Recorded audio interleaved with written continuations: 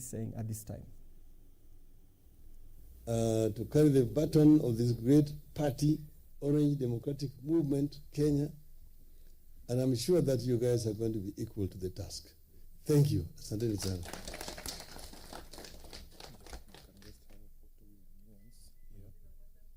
No, both. Wait. Just ask a question.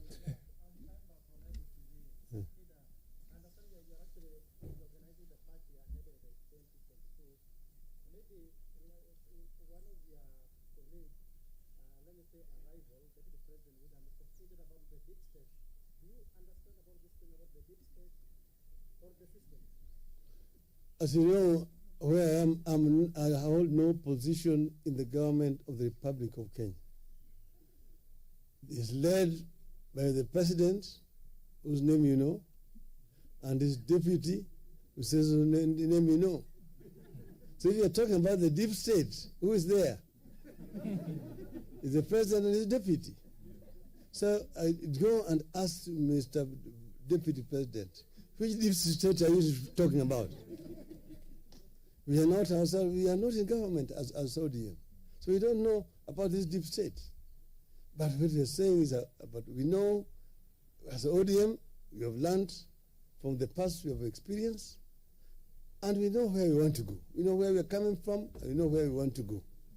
The purpose of a BPI to ensure that Kenyans have a free and fair elections, and that no Kenyan blood is shed because of an election. That's why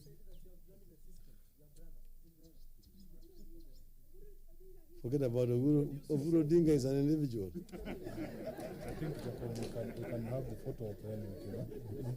Yeah, that's it. We'll take a photo with the new members.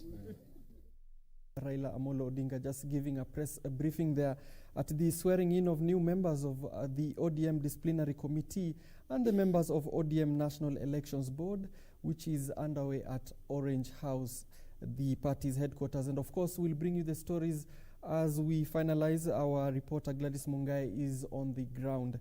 But moving on, the Commission on Administrative Justice is threatening to take action against government institutions that fail to disclose information and expenditure of COVID-19 funds.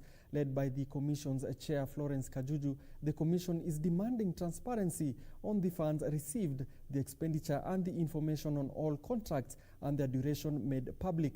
This comes amid concerns of loss of funds meant to fight the spread of COVID-19. The Commission on Administrative Justice, also referred to as the Ombudsman's Office, has faulted key public offices who have failed to publicly disclose information on the utilization of COVID-19 funds. This comes amid concerns of a lack of crucial information relating to the novel COVID-19. The Commission has also noted with concern recent media reports where some public officers have been quoted declaring that they would not make disclosures on expenditure of COVID-19 funds. This is a blatant breach of the trust placed in the authority granted to public officers, and such conduct erodes public confidence in the integrity of the public office. The chair of the Commission, Florence Kajuju, is demanding the government institution tasked with spearheading the war on the virus to ensure transparency on funds received and how the money was spent. 1. The amounts of money received either from government, allocations, loans, grants, or in any other form. 2. The expenditure of such monies. 3. All contracts specifying the contractual sum and contract period. Further, the Ministry of Health and county governments must provide timely information to the public on the number of quarantine, isolation, and treatment facilities that are available and accessible to the public. The Commission has warned it will take serious action on public offices who disobey their legal obligations. Where they refuse to do that, upon investigations by the Commission, the law provides that we can take them to court, they can be convicted, and they will be fined not less than 50,000 shillings or 3 months in jail. Kajuju also cautioned the Ministry of Education against giving contradictory statements in reference to the opening of schools, urging the ministry to be articulate in their reforms, including community teaching. We've earned the public officers declaring that learning will start again in September. It has been pushed to January. We feel that as the Office of the Ombudsman, the institution is not offering guidance to the parents, to the learners, and to the teachers. So we are telling the Office of the Minister of Education, it is time that you up your game. Let us get to know what exactly you provided in as far as offering education to the students and the pupils is concerned, because this is a matter of right. In addition, they want tangible information on how learners with disabilities will access education. The Office of the Ombudsman also notices that this is coupled with the slowing down of activities in a number of public offices due to COVID-19, urging public servants not to use this as an excuse and instead adapt the new form and ensure efficient service delivery. For Channel 1 News, I'm Serafina Robbie. Thank you. Now, Nyeri County has rolled out a unique learning program to assist children in the community to continue learning while at home in the wake of the pandemic. The initiative, spearheaded by the Ministry of Interior, the county government, and teachers at St. Stella Maris Othaya Girls High School, involves physical learning. It is said necessity is the mother of invention, and in a unique move, Nyeri administrators have found a way for children who cannot access e-learning programs to still continue with their education. The new program involves chiefs and their assistants who identify students without access to the internet and collect their learning materials from St. Stella Maria Othaya Girls High School Library on their behalf and physically take the learning materials to them. The students are given assignments and the administrators take them back to the school teachers who mark and return the marked papers to students for corrections and additional tasks on a weekly basis. Due to these escalating challenges affecting the young people, like teenage pregnancies, the drug and substance abuse, we have been able to mitigate such aspects. Ninajua ya kwamba ni kazi ngumu, lakini tumejitolea tukishirikiana na management ya Othaya Girls kuhakikisha kwamba watoto wote, especially wale wanatoka Othaya Girls, wanafikiwa na wale ambao wanatoka katika Nyeri South Sub-County. In the meantime, Northeastern Regional Youth Coordinator Abdinur Adan has said while children are faced with myriad of challenges during this COVID-19 pandemic period, parents should closely monitor their children's daily routine. Abdinur said that parents are faced with challenges of taking care of their children now that the schools have been shut due to COVID-19. The coordinator said that although the government has played its role in introducing programs and projects, among them Kazi Mtaani, to cushion the youth against the effects of COVID-19, parents have a bigger role in guiding their children in the absence of their teachers. Hizi ma initiatives ambao serikali zimeleta kusaidia hawa, they should take advantage of it. Nikiongea juu ya ile pesa ya biashara, wachukue hizo pesa, waitumie vizuri na wairudishe, so that wale mandugu wengine can benefit from it. And cases of malnutrition still remain high in Baringo, with 4 sub-counties of Baringo North, Tiaty East, Tiaty West, and Mogotio. Over 10,000 cases reported in Baringo have been as a result of acute malnutrition. The continued rising cases of malnutrition amid the COVID-19 pandemic have forced the county government to launch a 5-year nutrition action plan in efforts geared towards reduction of malnutrition. The action plan, which include multi-sectoral and partnership, aims at reducing cases of malnutrition in children aged under 5. This document also will empower the county to invest in other departments that have direct impact on nutrition. It's an element of course, breastfeeding. It will help, breastfeeding will help increase the immunity of the child, reduce morbidity and mortality, improve birth spacing, prevent malnutrition in children, and helps in cognitive and physical development overall for the children. Elsewhere, Kiambu Governor Dr. James Nyoro has commissioned a 63 million shillings hospital project in Ruiru that will be used as an isolation center for COVID-19 patients.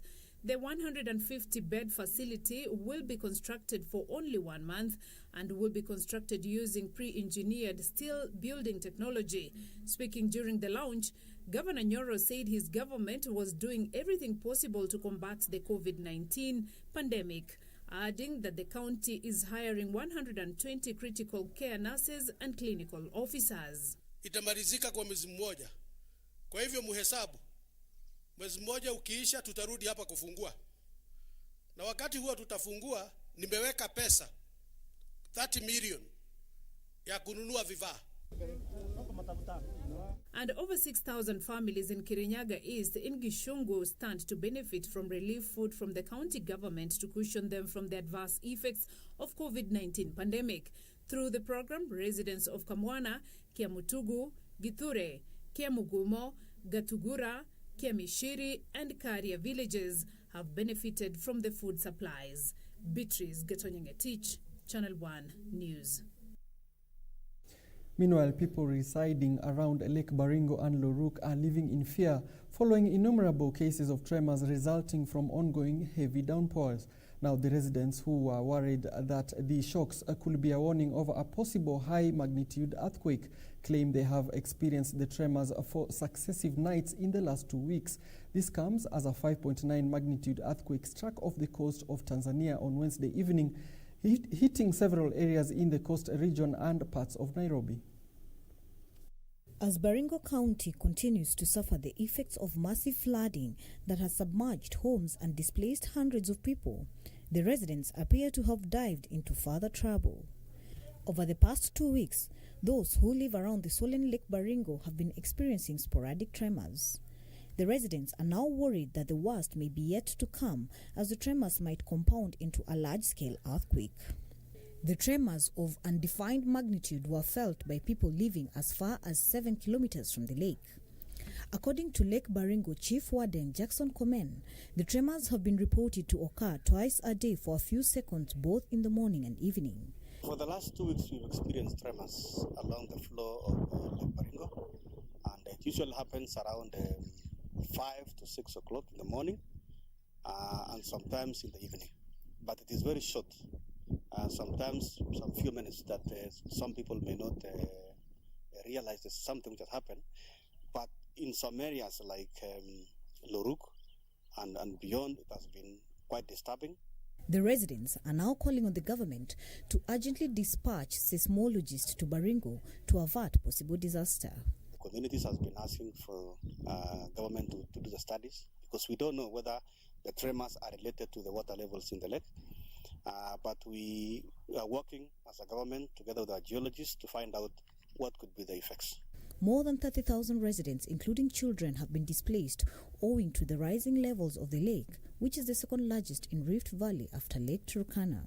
Looking at the lake water, it's like the levels increase on daily basis. Where we left, like yesterday, the water has increased coming up towards the households where the people are living. So, for example, Kambesamake town is already affected. The hospital is gone. Basic infrastructure here, a police station is already gone. So we are appealing to our people to move to the higher grounds, because we don't know when will this stop. Meanwhile, a 5.9 magnitude earthquake that struck off the coast of Tanzania on Wednesday evening hit several areas in the coast region and parts of Nairobi. Reports indicate that the quake hit parts of Kilindoni in Dar es Salaam, Tanzania. At the coast, the tremor that occurred around 8:15 p.m. was felt in different parts of Mombasa, Kwale, and Kilifi counties. In September 2016, a 5.7 magnitude earthquake hit northwest Tanzania, killing at least 13 people and injuring more than 200 others. The tremors were felt as far away as western Kenya. For Channel 1 News, I am Emily K. Bade. Hundreds of workers at Kongoni Flower Farm at Liki in Nanyuki are appealing to the Central Organization of Trade Unions to come to their rescue, accusing the employer of frustrating them. The farmers allege that their employer is plotting to oust them unlawfully, and they have been forced to go without pay since May this year. They also claim the employer has contracted casual workers to replace them, leaving them in limbo. The frustrated workers of the Kongoni Flower Farm in Nanyuki pitched camp at the entrance of the farm, hoping that their concerns would be addressed this time. And after holding a brief prayer session,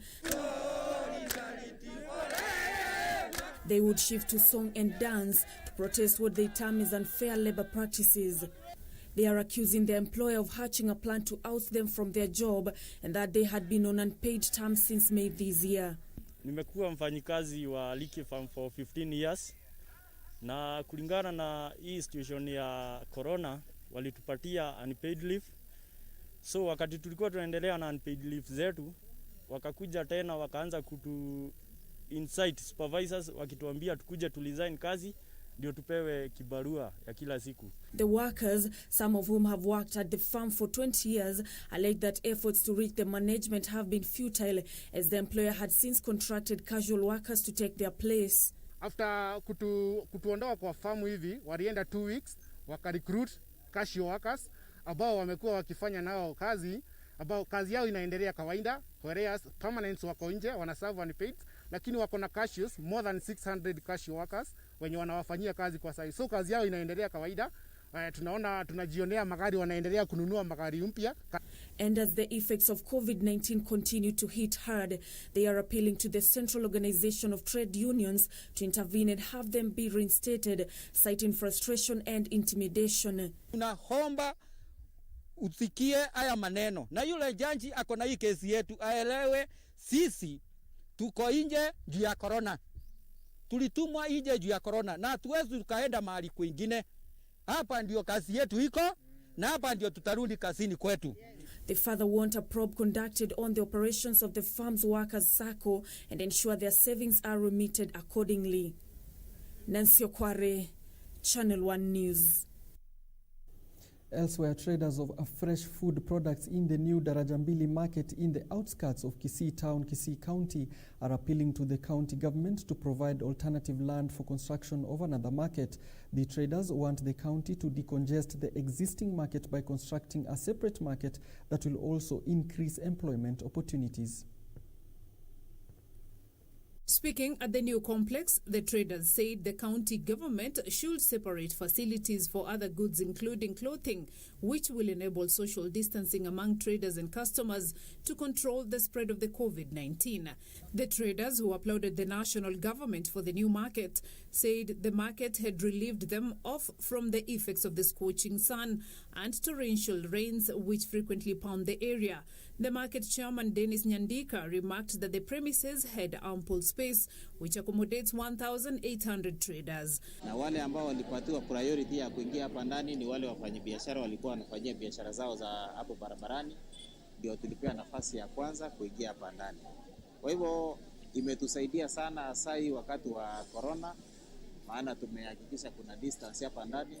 According to Kitutu Central Deputy County Commissioner Elizabeth Atemi, the market, which cost over 200 million shillings, was a Vision 2030 economic pillar meant to construct low-tier markets to spur economic development in the region. Now, with the limited capacity of traders, we had to have a very rational way of picking who gets in, and whoever does not get space then would have to go and now sell their wares in their adjoining markets of Senyakoe and even Mosocho. The market, she said, serves traders from the neighboring Migori, Nyamira, Homa Bay counties and as far as Tanzania and Uganda. Beatrice Gatonyingetich, Channel 1 News. Now, members of the Mijikenda community in Malindi have kicked off celebrations to mark the annual commemoration of celebrated freedom fighter Mekatilili Wamenza. The Malindi District Cultural Association led its members to honor her at Uhuru Gardens, where the freedom fighters statue stands with the calls for Kenyan leaders to remember forgotten heroes prevailing. They offered prayers and sang traditional songs in honor of the Mijikenda woman, famously remembered for slapping a white man for allegedly demeaning Africans, an action that is believed to have ignited the agitation for freedom in the country. They further thanked Google Kenya for bestowing the heroine the honor of using her doodle on its search engine to signify her contribution to Kenya's independence. Watu wa Google wamemheshimu pia ulimwengu mzima. Wamemweka kitengo kikubwa sana. Kwa hivyo sisi wa Kenya tunataka tusherekee na yeye japo kwa njia ambayo ni ya si ya kiwango ambacho tungekuwa tumekitegemea. Si kama kawaida ambapo huwa tunazunguka mji, tunafanya maombi makubwa pale Sabaki na bado tunaenda mpaka pale ambapo sehemu ambayo Mekatilili alianzisha vita kupambana na Mbebegu. Sasa sherehe hii imefikia miaka 16 sasa.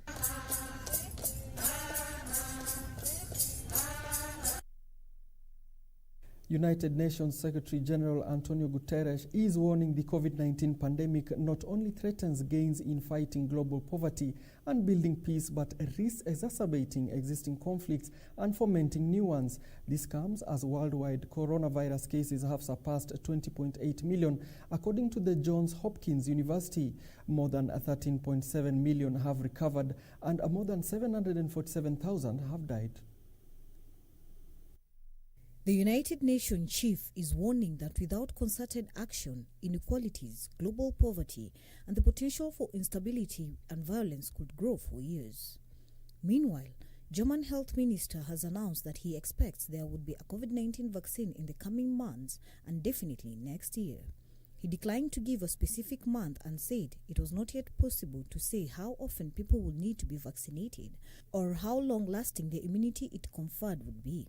This development coming as Argentina and Mexico plan to produce the AstraZeneca COVID-19 vaccine for most of Latin America, Argentina President Alberto Fernandez said after a meeting with company executives involved in the project.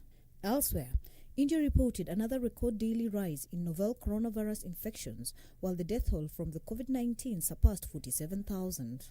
Infections grew by 66,999 on Thursday from a day earlier to reach a total of nearly 2.4 million to date. And New Zealand reported 14 new COVID-19 cases, of which 13 were locally transmitted infections, as officials scrambled to trace the source of the country's first outbreak in more than 100 days.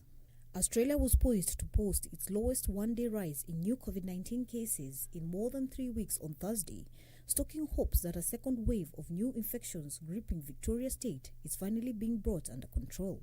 Hong Kong International Airport said that passengers from mainland China would be able to transit through Hong Kong to other destinations from August 15 until October 15th in a boost for its dominant carrier Cathay Pacific Airways Limited. In the United Kingdom, a revamped coronavirus contact tracing app for England will begin its public trials on Thursday. The software, which will be modeled after Apple and Google's privacy-centric method of one smartphone detecting another, will also let people scan barcode-like QR codes to log venue visits. For Channel 1 News, I am Emily K. Bade. Now, former Vice President Joe Biden and Senator Kamala Harris held their first joint campaign event a day after Biden picked Harris to be his vice presidential running mate. The pair immediately criticized President Trump's administration over its response to the coronavirus pandemic. They expressed confidence that they will trounce Trump in the November presidential election. My fellow Americans, now let me introduce to you, for the first time, your next Vice President of the United States, Kamala Harris. Kamala, the floor is yours.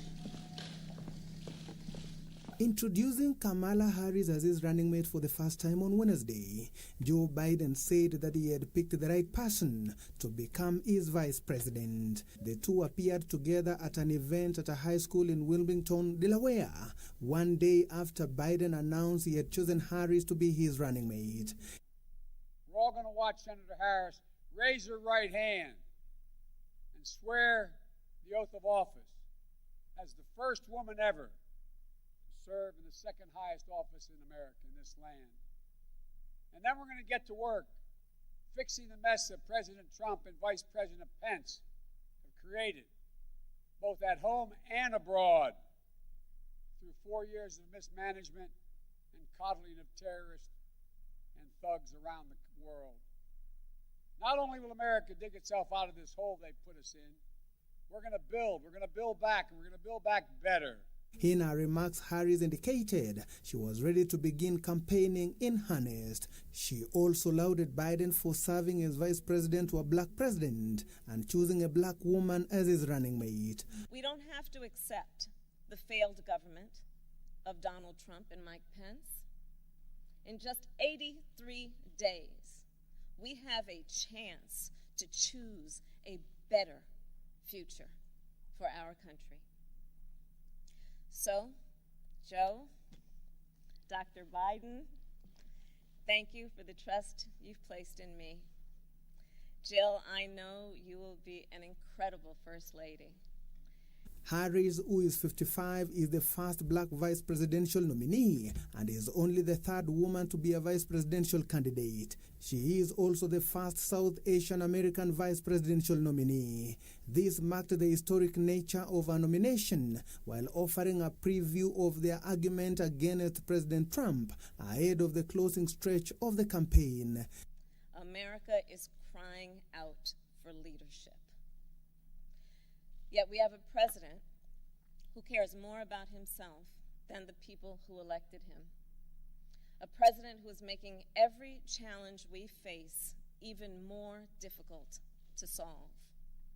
Biden and Harris both criticized the Trump administration's response to the coronavirus pandemic.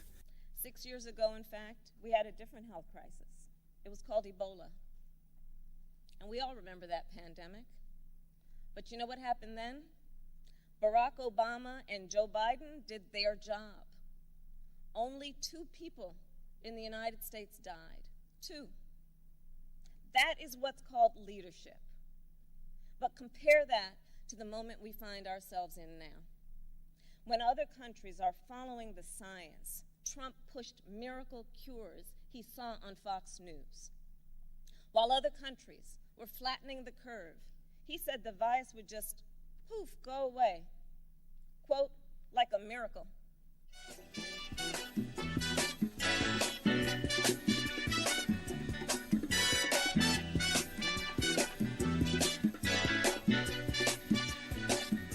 Hush not, child.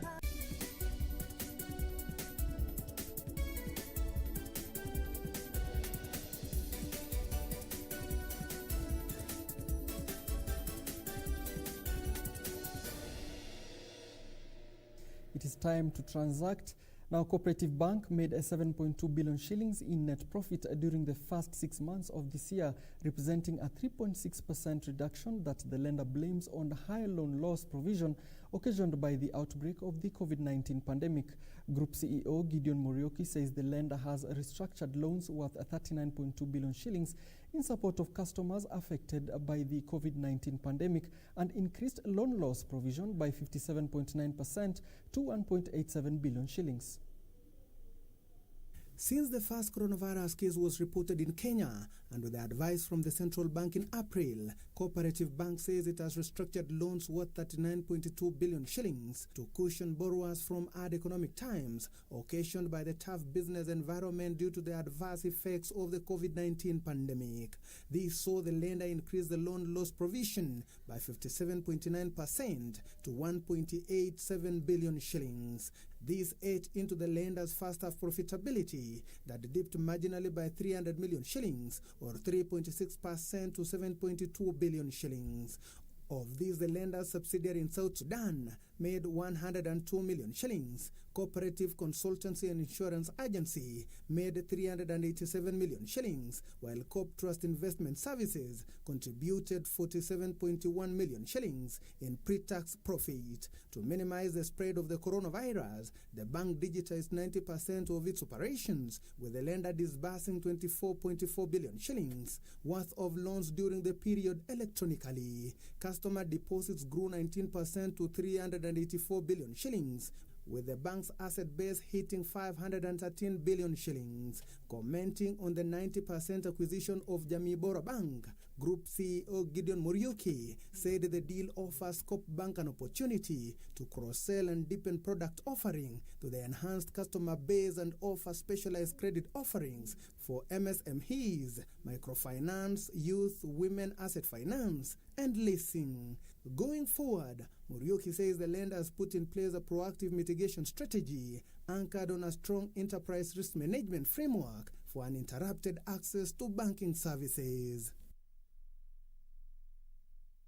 UAP, Old Mutual General Business and Gertrude Children's Hospital have partnered to introduce the first ever comprehensive medical cover exclusively for children.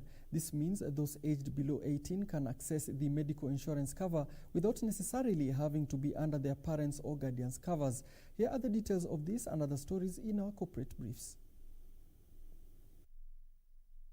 Unlike the existing children's medical covers that only caters for inpatient benefits, the latest offering has been expanded to include an outpatient benefit, an inpatient benefit, and access to Getch's Children's Hospital and its satellite clinics. It is a comprehensive cover comprising both preventing and curative care, in addition to inpatient and outpatient care, as well as surgical and specialist care. The focus on wellness of children, wellness and well-being of children, the product addresses the growth and monitoring of children right from birth, when the cover starts to up to the point they reach 18 years of age. In this country, as I said, the bulk majority of people pay out of pocket. It's only less than 2 million people have private medical insurance, courtesy of their employers. Then, of course, you have another 7 or so million who have NHIF cover. So that leaves the rest of Kenyans, out of the 48 million Kenyans, without medical cover. Meanwhile, millions of Kenyans can now access microloans within minutes and consistently build up their credit history that opens the doors to larger working capital facilities from other financial institutions. This is according to Zenka Finance CEO Duncan Mutanya, who notes that about a decade ago, when the country had not embraced digital lending, it took 3 weeks and lots of paperwork to process a loan. He says digital lenders have bridged the lending gap that existed for small business people who could not access credit due to lack of credit score or banking history. Mutanya, however, says credit information sharing has made it easier for borrowers to access additional growth credit. The Zinca Finance CEO is therefore calling for adoption of a national credit scoring system that he says is critical in advancing the next phase of credit rating in the country. Finally, Africa's largest e-commerce player, Jumia, saw its second quarter narrow for the second quarter in a row by 44%, despite the drop in the value of sales.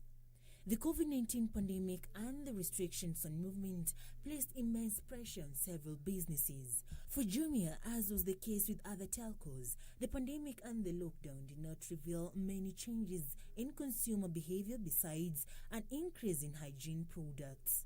Overall, orders reached 6.8 million, a year-over-year increase of 8%. Now, one of the great wonders of the world, the wildebeest migration, is underway at the Masai Mara Game Reserve in Narok County. The migration sees more than 2 million animals make a daring passage across the Mara River in search of a fresh pasture. Now, our very own Betty Kiptum was in the Mara and shares her experience.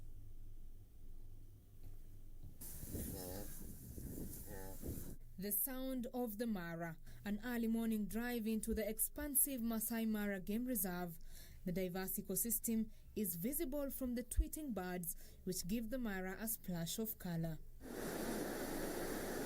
These birds seem to enjoy a jig, but in actual sense, they are vultures devouring a carcass. Along the road, we meet a lioness. She is panting due to the exhaustion after making a kill. She catches her breath close to the carcass, awaiting to feast on it. Further, during an evening drive, we stumble upon the fresh remains of a wildebeest.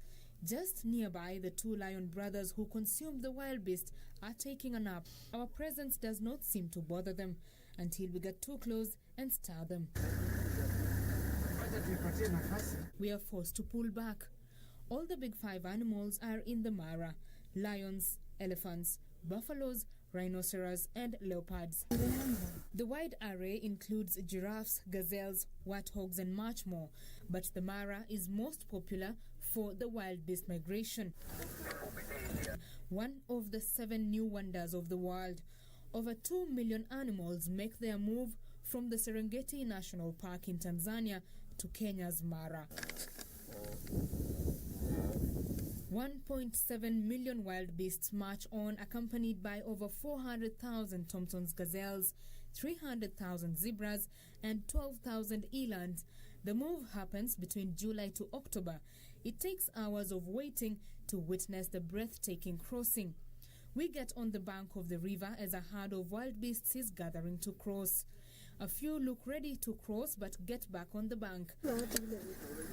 An hour later, the number has increased as more herds join in. The wait goes on. For over 3 hours, we wait. Finally, the scaffold by the bank is strong enough and the fast wildebeests take the jump. Soon it is a frenzy as the herd goes all in the water, exiting quickly on the other side to escape the jaws of stealthy crocodiles underwater.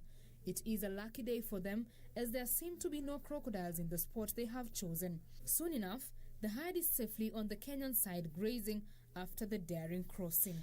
The herds of wildebeests continue to graze after successfully crossing to the Kenyan side on the Mara River. This will continue until September, when they will go back via the same river to Serengeti, where they will sire their young, and the cycle continues all the way to July next year, when they will cross again. Betty Kiptum from the Mara, Channel 1 News. Betty Kitum, they are just blocking the sun's rays there, the Mara. Now, Chinese tech giant Tencent has played down Donald Trump's ban on its WeChat application, hinting that it will only affect its US operations. The firm runs an equivalent messaging platform in China called Weixin, which it hopes will be unaffected. Details of this and more in our international business outlook. According to Tencent, the bigger fallout may be Apple's sales in China if its iPhones are not allowed to download Chinese messaging apps. WeChat has more than 1 billion users worldwide, but says the US only accounts for 2% of its revenue. The previous week saw US President Donald Trump order US firms to stop doing business with both WeChat and TikTok within 45 days, citing national security concerns. The TikTok ban was expected but still shocked the company's owners, ByteDance. WeChat and its parent company Tencent also found itself caught in the crossfire of the escalating tensions between the US and China. However, Tencent, the world's largest gaming firm, downplayed Trump's executive order when its second quarter profits rose 37%. Meanwhile, the European Union's executive has acknowledged the United States' decision not to exacerbate a 16-year-old dispute over aircraft subsidies by imposing fresh tariffs, and said it wanted to negotiate a solution to end the row.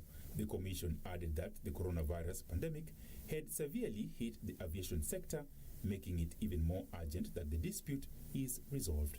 The US government Wednesday said it would maintain a 15% tariff on Airbus aircraft and 25% tariffs on other European goods. Finally, US electric truck maker Nikola says it is open to collaborate with Hyundai Motor on hydrogen technology following a media report that it had reached out to the Korean automaker. In an interview with South Korean news outlets, Trevor Milton, founder of Nikola Corporation, said he would like to cooperate with Hyundai. He said he had twice made proposals to Hyundai that were rejected. The South Korean automaker, along with Toyota Motor Corporation, are among the few automakers championing for hydrogen technology. Ronald Willie, Business Defined.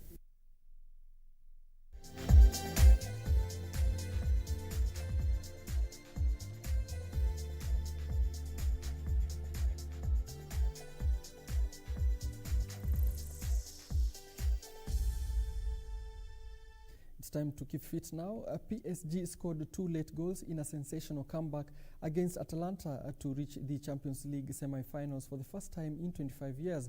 PSG will now face either RB Leipzig or Atletico Madrid, who play tonight in the first semi-final on Tuesday night. PSG qualified for the semi-finals of the Champions League for the first time in 25 years after coming from behind to beat a stubborn Atalanta 2-1. A night of frustration for PSG forward Neymar Jr.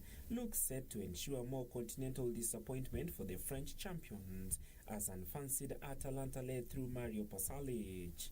But the Brazil forward then laid on a 90th minute equalizer for Marquinhos, and substitute Kylian Mbappe teed up former Stoke striker Eric Maxim Choupo-Moting to slide in the winner. On the 50th anniversary of the club's founding, it looked like being a familiar tale of failure for PSG on European club football's biggest stage. Neymar, the world's most expensive player, was all too often the only bright spark for Thomas Tuchel's side, but was also guilty of 2 glaring misses. The introduction of Mbappe, the world's second most expensive player, proved crucial as his pace and quality finally undid the Atalanta rearguard to provide an astonishing finale to the first one-legged quarter-final in the reshaped competition. PSG will now face either RB Leipzig or Atletico Madrid, who play tonight in the first semi-final on Tuesday night.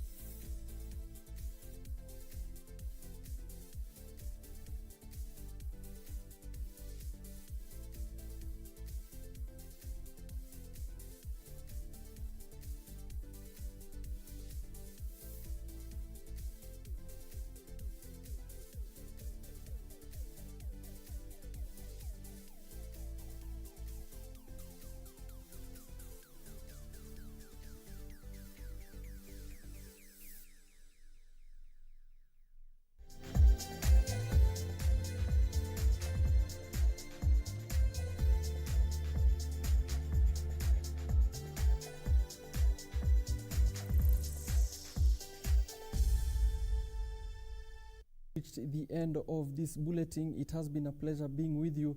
At the bottom of your screen was Lensa Odingo, who was our sign language interpreter. My name is Allan Aoko. And to those left-handed people out there, happy left-handed day to you. Until next time, goodbye.